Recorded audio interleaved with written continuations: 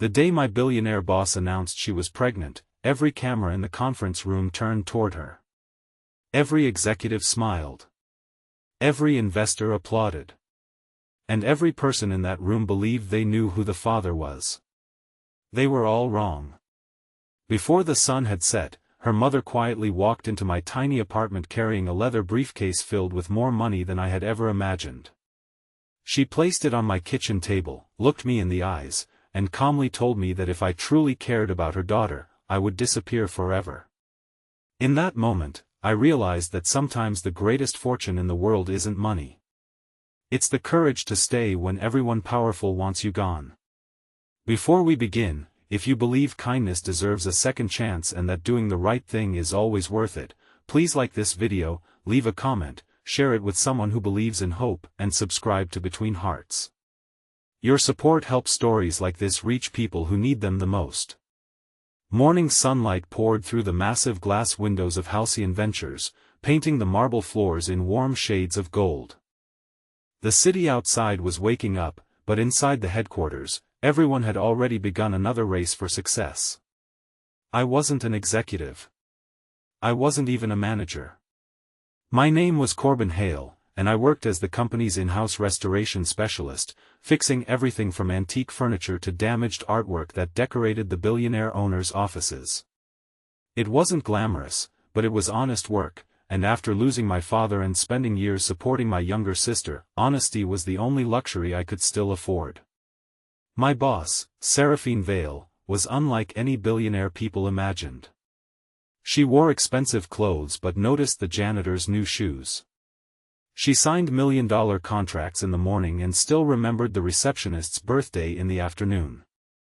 Employees admired her because she never acted above anyone. While others measured success by money, she measured it by the lives her company quietly improved. Over the months, our paths crossed more often than either of us expected. She loved restoring old things instead of replacing them, and every few weeks she would visit the workshop in the basement where I repaired antique desks, broken clocks, and historic paintings.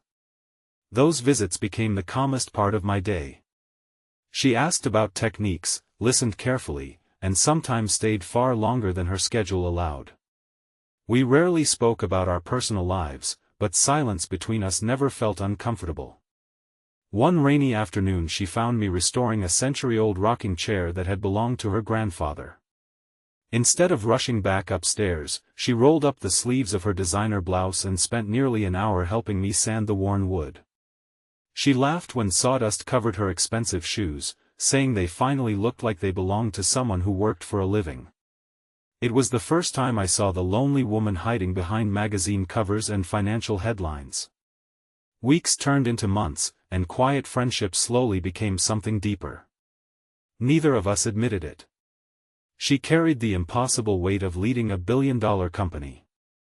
I carried the certainty that people from different worlds weren't meant to dream about each other.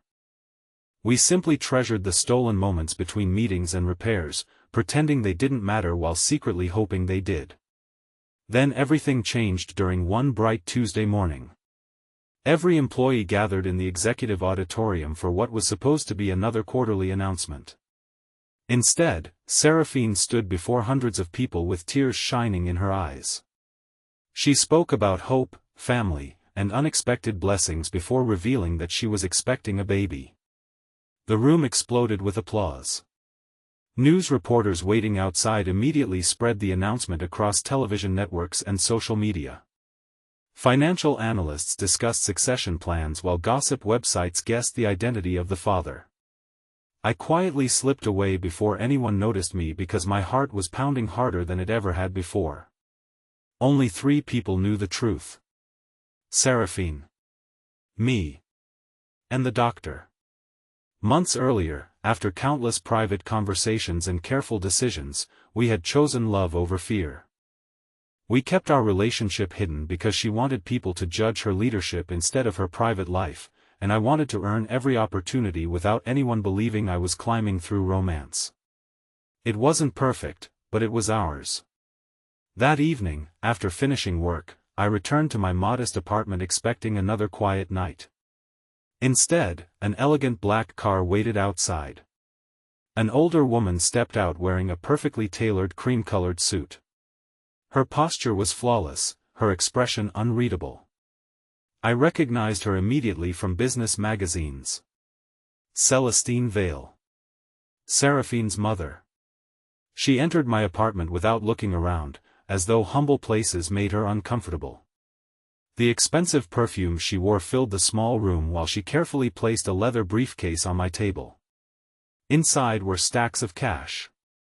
More money than I would earn in several lifetimes. She calmly explained that the money could become mine with one simple decision. Leave the city. Never contact Seraphine again. Never reveal the truth about the child. Start a new life somewhere else. She believed every person had a price. She believed I was no different. Looking around my apartment, she noticed the patched furniture, my father's old toolbox, unpaid utility bills, and the worn family photographs hanging on the wall. She assumed poverty automatically created desperation. She was wrong. I closed the briefcase and pushed it back toward her. Money could replace furniture. It couldn't replace integrity. She looked almost disappointed rather than angry, as though she had expected a longer negotiation. Before leaving, she quietly warned that powerful families always protected their legacy. If I refused to disappear willingly, life would become far more difficult. The next morning, I discovered exactly what she meant. Rumors spread throughout the company with impossible speed. Someone claimed I had stolen equipment from the workshop. Another insisted I had manipulated financial records. Anonymous complaints appeared in human resources. Friends who greeted me every morning suddenly avoided eye contact. Promotions disappeared overnight. My access card stopped working in executive areas where I had worked for years. No accusation could be proven. But each one slowly isolated me. Seraphine noticed immediately.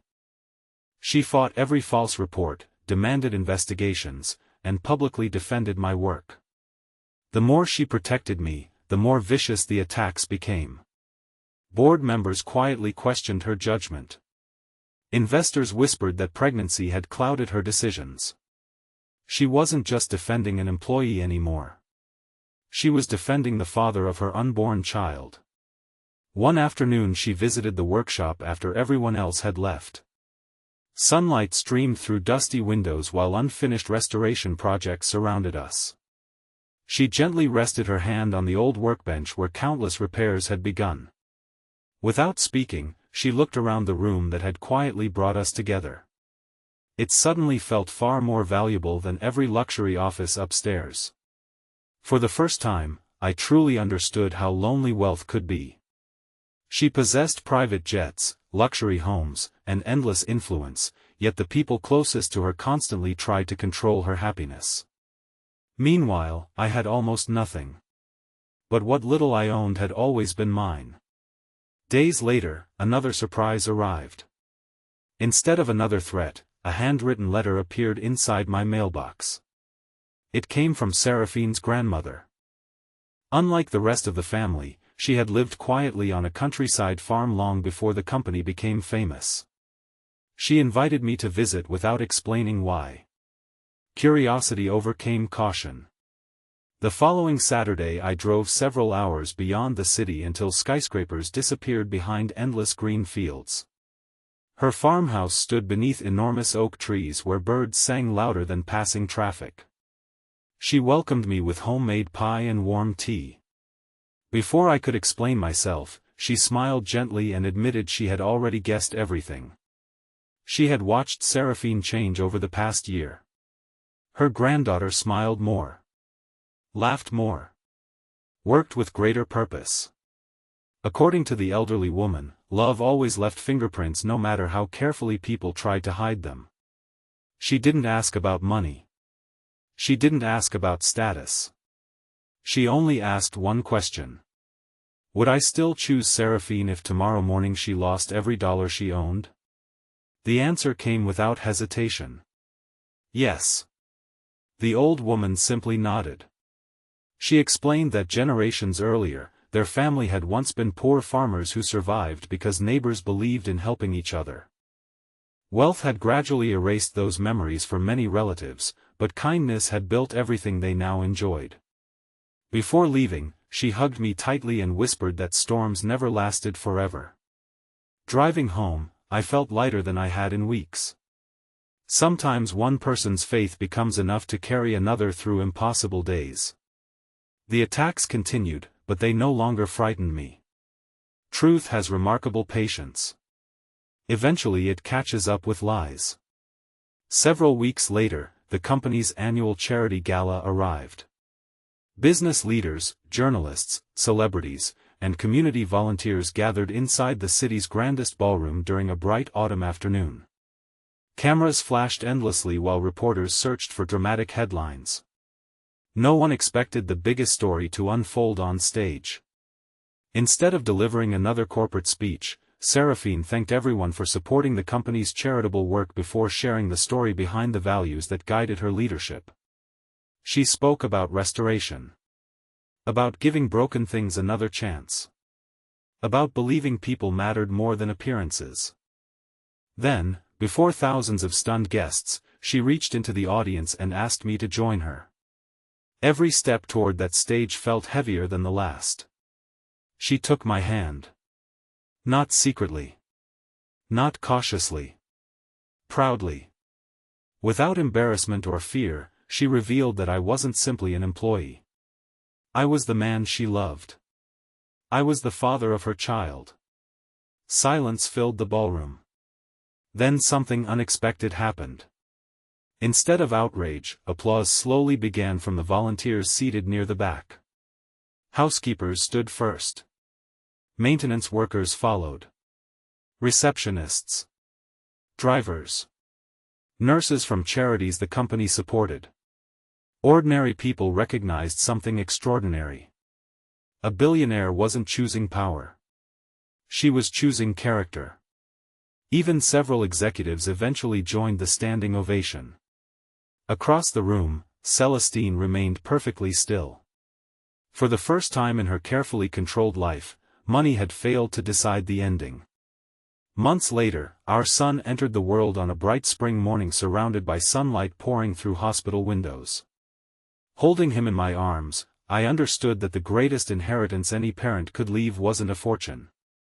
It was an example. An example that kindness should never bow to wealth. That honesty should never surrender to pressure. That love grows strongest when tested by impossible choices. Seraphine eventually transformed the old basement workshop into a community restoration center where unemployed veterans, struggling teenagers, and retired craftsmen worked side by side repairing furniture donated to families rebuilding their lives. The place where our story quietly began became a place where hundreds of new stories found hope. As for Celestine, time softened even the hardest corners of her heart.